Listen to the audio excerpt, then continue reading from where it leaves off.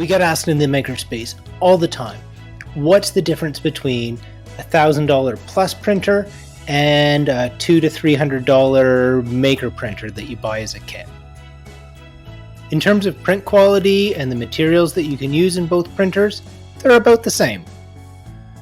The big difference between the two printers and the difference in price comes down to how user-friendly they are and how easy it is to get started 3D printing right away.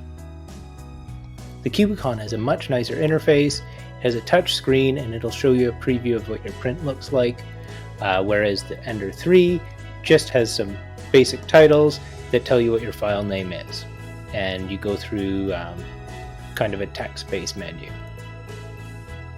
A high-end 3D printer like the Cubicon, this one has a really amazing bed, and I believe the build surface is called Garolite.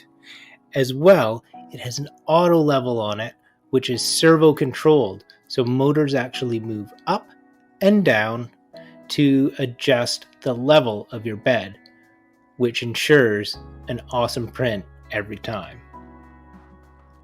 The basic model Ender 3 is about $300 at the moment, but you have to level the bed by adjusting these screws with your fingers manually.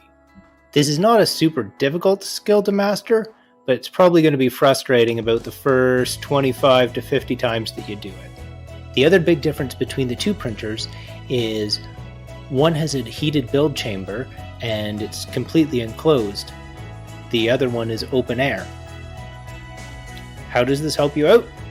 Well, as your print sticks to the bed, it needs to be warm, and it likes to stay warm as it's building from the ground up.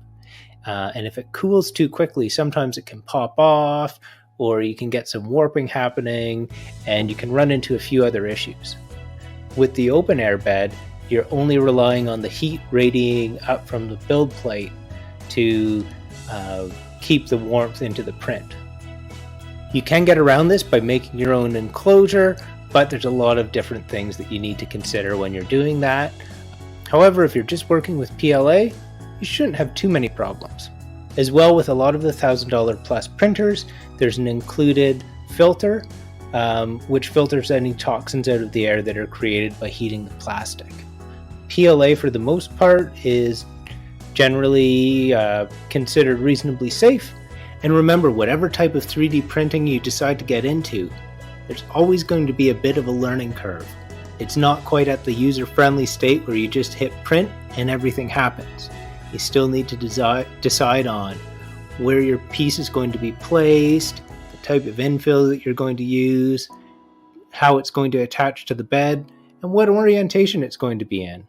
There's a lot of factors, but if you ever want to know any of them, make an appointment. Come into the Makerspace. The big difference when deciding which 3D printer to get is deciding what you'd like your hobby to be. Would you like to be creating 3D designs, downloading things off Thingiverse, and just printing out stuff or pieces that you've created? Or do you want the challenge of assembling a machine, tuning a machine, and really getting to know how the 3D printer itself works? I really like doing both. So I've learned how to do 3D drafting, and I've learned how to build 3D printers. Love it!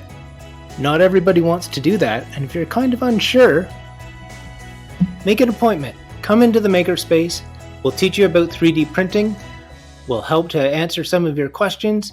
You can start to learn about it, and you can really get an idea of how things work before you go out and buy a machine yourself.